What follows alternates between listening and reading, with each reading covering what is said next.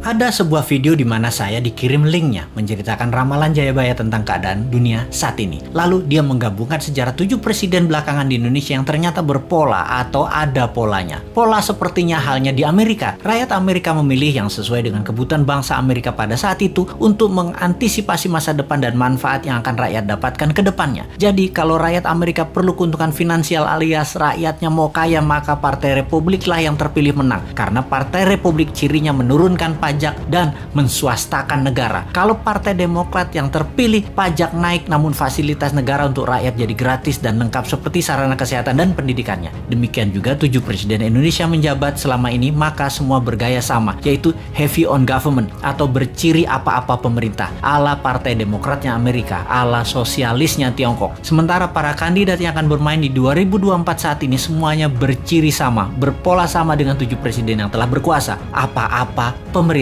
Hanya Bosman Sontoloyo yang punya konsep heavy on swasta atau menswastakan kegiatan membangun ekonomi terbesarnya dan menurunkan pajak konsepnya seperti Partai Republiknya Amerika. Untuk hal ini memang kembali ke masyarakat karena konsep menswastakan pemerintah belum pernah terjadi sebelumnya, atau mengikuti swasta terutama UKM dalam porsi besar lebih dari 80% ekonomi belum pernah terjadi sebelumnya dalam 7 pemerintahan yang telah berjalan. Selama ini memang tenaga kerja 96% diserap UKM, namun ekonomi UKM hanya 40% saja dari porsi ekonomi nasional. Sisanya adalah anggaran pemerintah dan oligarki. Sudah 7 presiden polanya ya seperti ini. Belum pernah UKM naik kekuatannya menjadi menguasai ekonomi ke 80% atau naik 100% dari sekarang, atau 2 kali lipat kekuatan ekonomi saat ini yang bisa membuat GDP per kapita naik dari $4.000 menjadi $8.000 dalam sekejap. Sungguh, kalau mau UKM menang, juga pajak turun. Ya tidak pakai siapapun yang mencalonkan di 2024 yang saat ini ada di etalase calon presiden. Tapi entah bagaimana, bangsa Indonesia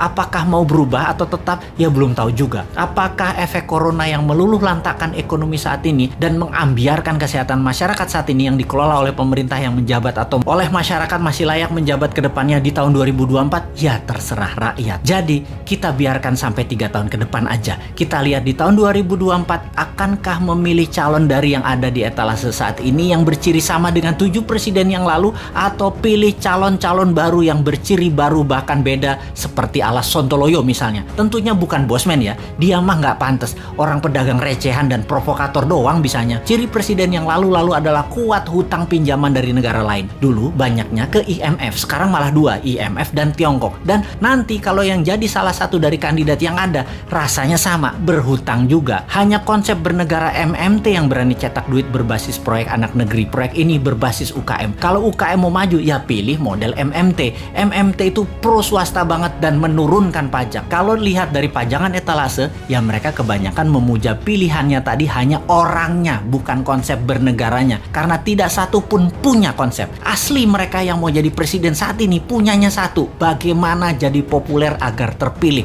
Mek ngono tok ilmunya. Bener deh, bagaimana supaya Anda memilih mereka? Citra aja dibenerin, bukan konsep yang mereka jual. Kalau Bosman, citranya kan kampungan, provokator, komentarnya norak, kulitnya hitam. Jadi karena karakternya nggak bisa dijual, maka dia jual konsep. Itu pun norak. Mainstream ya tetap maunya ngutang asing. Yang anti hutang asing kecil banget yang mendukung UKM malah nggak ada. Akhirnya UKM-nya senang ngutang juga kalau cari duit. Kapan berubahnya bangsa ini? Begitu kuat doktrin minjem itu di kepala semua pejabat sampai UKM-nya pun tidak ada alternatif lain. Kembali ke video yang linknya saya dapat dan saya nonton, ternyata Satrio Piningit atau kesatria yang dipingit itu keluar ketika ada goro-goro atau malapetaka dahsyat menghancurkan negara dan dunia. Saat ini virus corona dianggap goro-goro. Lalu ketika goro-goro terjadi, ada kesatria yang suaranya saja muncul, wajahnya dan penampilannya dipingit tidak muncul, yaitu Bosman. Jadi kesatria yang dipingit tadi adalah kesatria yang terus-menerus memberikan arahan, solusi, dan sosoknya dipingit, diumpetin, yang penting pesannya tercapai. Lalu pola kepemimpinan nasional yang lengkap menjabat. Pak Karno itu Majapahit atau Jawa Timuran, Pak Harto itu Jawa Tengah atau Mataraman, Pak SBY itu Majapahit, Pak Jokowi itu Mataraman, dan Bosman itu Jawa Timuran Majapahit. Begitu pola penggantinya seharusnya. Abis Mataram ya Majapahit.